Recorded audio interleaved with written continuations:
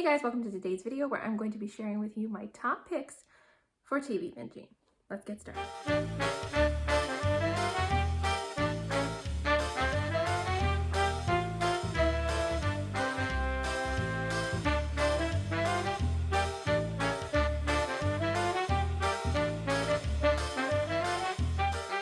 So what I did was I picked 5 shows that you can watch with your kiddos and 5 that you kind of have to watch on your own.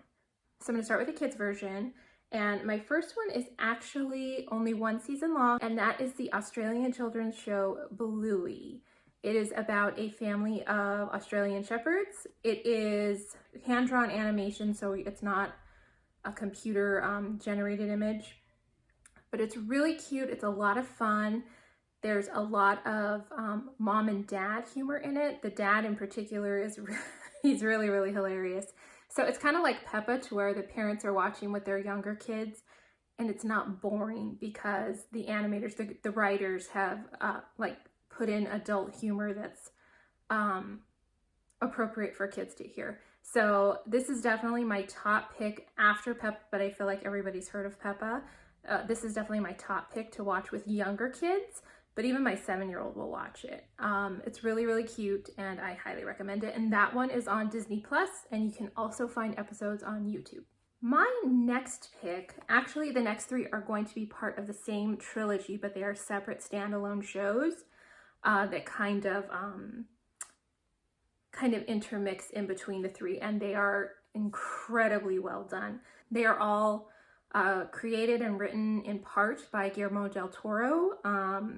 So, I mean, we got some heavy hitters here. Glenn Close is in one of them. That's how the caliber that you're going to find. And they all fall under the trilogy title of Tales of Arcadia. But the first one is Troll Hunters. That one has 3 seasons. These are all found on Netflix. I believe they are Netflix originals.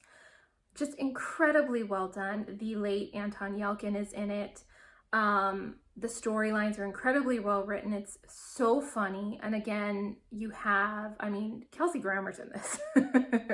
So just to give you the kind of an idea of the talent that is in these shows, it's really beautifully animated. These are computer animations. And it's basically about a young kid named Jim. He's in high school and he finds an amulet and he suddenly discovers that there is a secret world of trolls, and he and his pals get intertwined into their world, and a lot of adventure ensues. It's just really well written. It's incredibly funny. Some of the scenes can be a little bit intense for younger kids, but I would say like 7 and above would be perfectly fine with it. My husband and I could have watched this even without the kids. It's that good. My next pick and the next in the series is Three Below, and this show stars Diego Luna from Coco and Tatiana Maslany from, I believe she's in Orphan Black. It also stars Glenn Close and Nick Offerman as Varvatos. He's my favorite character in the show. It is about a brother and sister who are royalty on an alien planet, and there's a coup that takes over and they are taken to Earth and are basically trying to hide out, become normal Earthling teens. So you can imagine some of the storylines there, but it's incredibly well done. Again, really well written. You can tell that if you are familiar with anything Guillermo del Toro has done, he's even written books. He co-wrote the Strain series, I believe, that was turned into a television show, but just incredibly well done. So entertaining and just funny. There's a character named Steve Palchuk who is played by Steve Yuen from, he plays Glenn on The Walking Dead. And the word butt snack will probably come into your family's vernacular. It's just a really good show, so I highly recommend that one as well. The final show in the series is Wizard's Tales from Arcadia. This is about a kid named Dukesy. It involves time travel.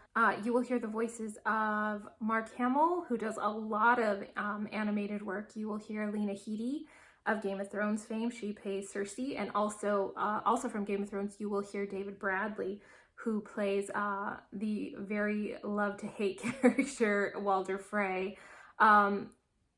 probably the best written of the three, and there's only one season of this, unfortunately, but they did wrap up the storyline really, really well.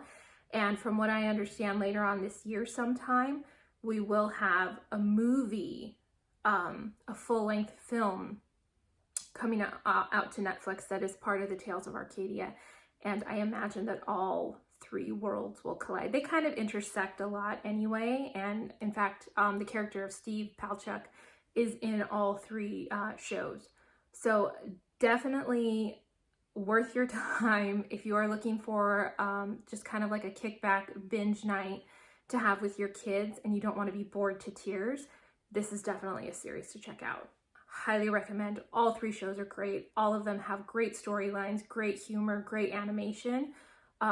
Just 10s across the board as far as I'm concerned. My last in the series of binging for kids is probably one of the better animated series you will ever come across if you haven't seen it already, and that is Avatar: The Last Airbender. This show is phenomenal. It has 3 seasons. It is well written. The cast of characters are incredibly fleshed out. The storyline is incredible. It's the most unboring thing in the world. My sister actually recommended it to me years ago. She would watch it with my nephew, who's now 17, and they really got into the show. And then when I had kids, myself, my oldest son, and my husband are total fans. Such a great show. This show has won multiple awards, including a Peabody. You have probably one of the better redemption arcs in television history. The storyline for Prince Zuko is phenomenal. It will break your heart at times. It's just such a great show. It's basically the story of a young man named Aang, and he is the Avatar. In this universe, there are 4 separate divisions of humanity, and they each are linked to an element, either earth, air, fire, and water. You have the Earth Kingdom, you have the Fire Nation, you have the Water Tribes, and you have the Air Nomads. And Aang is the last of his people. Most of them have been wiped out, mainly by the Fire Tribes and the Fire Nation. The Fire Nation is basically trying to take over the planet. And Aang and his crew try to stop them. Prince Zuko is on a quest to capture the Avatar for his father to regain his honor. And it's just it's so well written.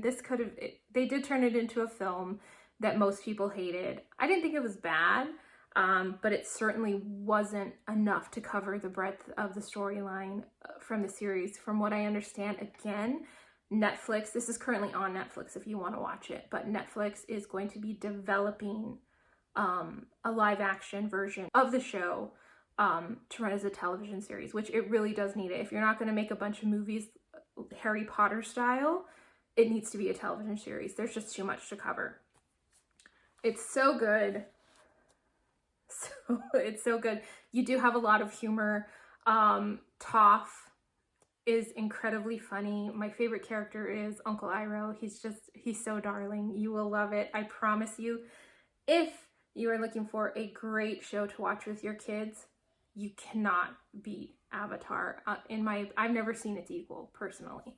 So definitely check that one out. Again, that one is on Netflix. It spans 3 seasons, and it sounds like there's more to come. And in fact, there is actually a sequel series called The Legends of Korra, where in this storyline, the Avatar reincarnates into a new person each time the old Avatar dies. So this is the new Avatar, Korra, who takes over for Aang. And you see some of the characters from Avatar appear in The Legends of Korra, and that is also good. In my opinion, it's not as good, but it's still really great. It's still a really great show. Also on Netflix. Okay, now we get on to the grown-up shows. My first recommendation is Brooklyn Nine-Nine. I'm actually pretty new to this. My husband and I just started binging it, and from the first episode, I was completely happy with it. It originally aired on NBC, and right now we're watching it on Hulu. But it stars Andy Samberg, Terry Crews, the incredibly brilliant Andre Braugher. He's so good in this. And just a bunch of cast of characters, a lot of character actors you will see that are very familiar. Basically about a ragtag group of Brooklyn cops who work at the Brooklyn Nine-Nine station. There's a lot of comedy. It's something that you could probably watch in front of your children, okay? But some of the humor can be a little bit crude, but not like aggressively so. Again, this was a network show, so they don't really push the envelope too hard.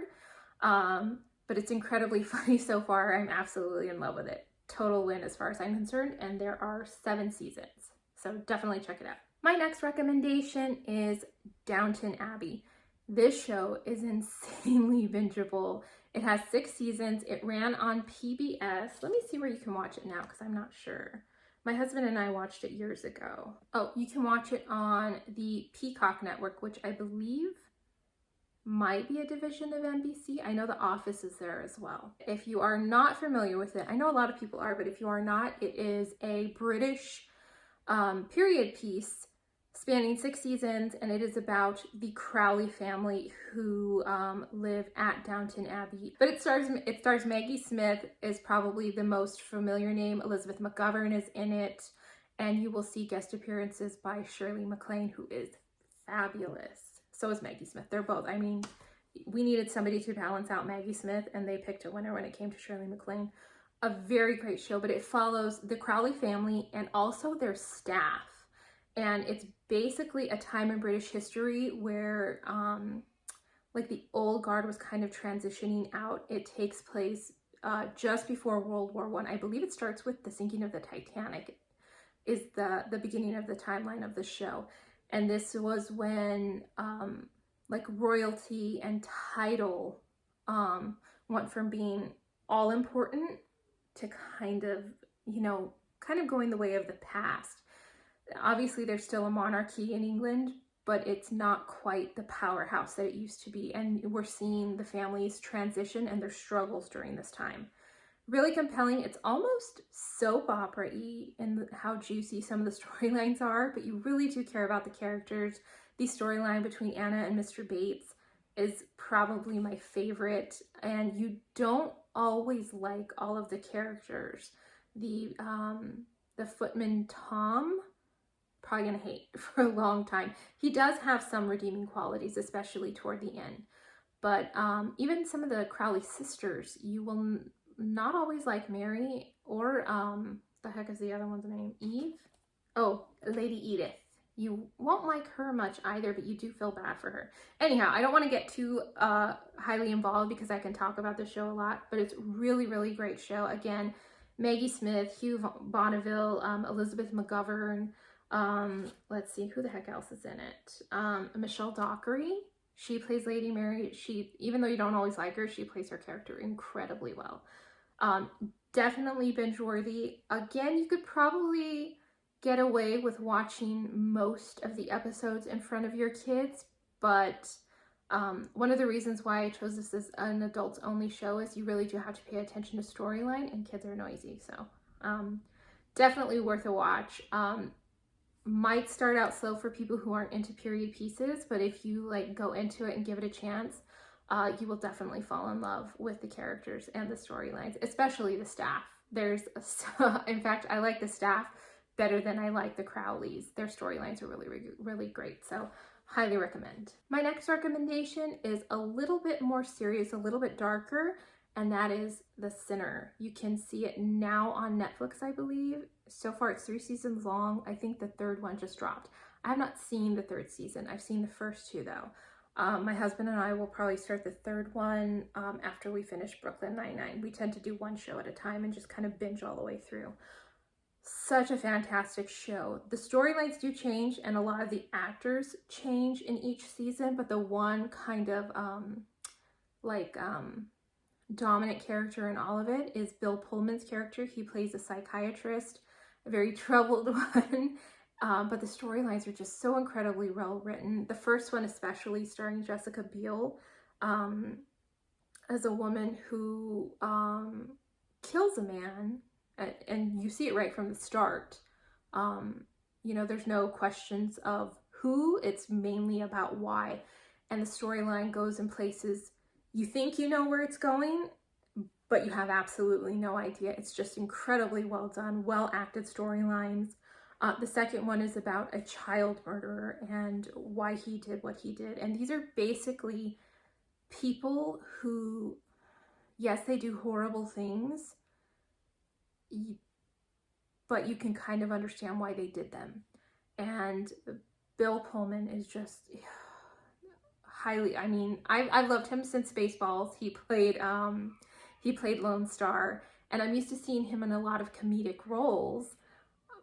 But I mean, this show really just, like, you can see his acting chops and how well-rounded and talented this man is, because he plays his character so subtly, so incredibly skillfully.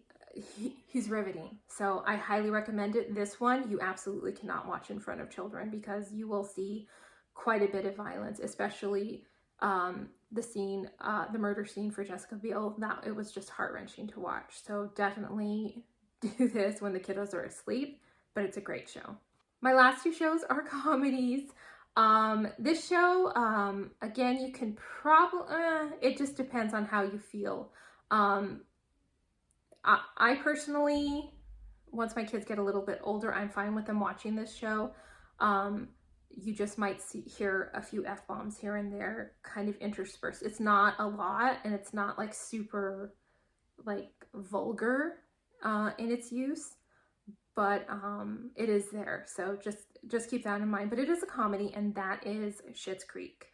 This you will find on Netflix now. It is 6 seasons. It just finished not too long ago, I believe. Dan Levy plays the main character, David. His dad, Eugene, if you've ever seen American Pie, he plays the dad in that one as well. He plays the dad here by the name of Johnny Rose, and then his daughter plays the waitress, Twyla. She's a little bit more in the background, but it's basically a family of like super rich, kind of vapid characters, and their business manager basically scams them out of all of their money. They're kind of left destitute, and the only thing that they have left is the town of Schitt's Creek. So they move there, and it's such it's such a funny show. It's so incredible. Catherine O'Hara is so good. She plays the mom, Moira. She is so good in this. I mean, I think that most people my age loved her in Home Alone and loved her in Beetlejuice. She does not disappoint. She is such a character in this. If you haven't seen it, she's top notch. She's so wonderful in this film, or in this series, as is Dan Levy. Really, really great performances, very poignant, and really, really touching and heartfelt. Some of the storylines, the love story in this is just so incredibly well done and melts your heart. It's so good. It's such a great show. It's very funny and sarcastic, but it's also heartwarming, which, I mean, very few shows have that to where it just like, oh, it tugs at your heart. This definitely does that. So it's definitely worth a shot, whether you like smart alecky humor or if you just like a good romance story. Definitely check this out. It's such a great show. Again, on Netflix, you can see all 6 seasons. Okay, my final recommendation for binging is found on Amazon Prime. You can watch this one in front of your kids, but again, I don't recommend it because the humor can be a little bit more on the subtle side, and the dialogue is really snappy, so you want to be able to pay attention. And that is the television show Psych. This show has 8 seasons. It stars James Roday Rodriguez as Sean Spencer, a man who is incredibly observant, has a fantastic memory, and just kind of has a really deductive mind, and he pretends to be a psychic and somehow finds his way onto the payroll for the Santa Barbara Police Department, along with his lifelong friend, Burton Guster, who goes by Gus. He's played by Dule Hill. So, this show is so funny. If you are a fan of like Easter eggs, movie lines, film references, a lot of pop culture references, if you're a fan of all of that, you're going to be in heaven with this show, because every episode is chock full, and it features probably one of the best series theme songs I've ever heard. It's such a great song, and they have a lot of fun with it. During particular episodes, if they have a certain theme, they will actually mess with it. They've had Boyz II Men sing it. They've done a telenovela version, a Bollywood version. They've had a lot of fun with it, and it's really, really cute at what they do. But there's theme shows as well. They did one that was the movie Clue. Let's see, again, they did the telenovela, a Bollywood inspired episode, and probably my favorite, they did an entire episode inspired by Twin Peaks. That one's a crack up. So definitely check this out. If you are a fan of all of those pop culture references, it's chock full of them. It's really, really great. Very well done. The dialogue is so good. And I would have to say that the impression of Chris Tucker that James Rodriguez does is hilarious, and you will see it. Anyhow, those are my top recommendations to binge, either with your kids or without.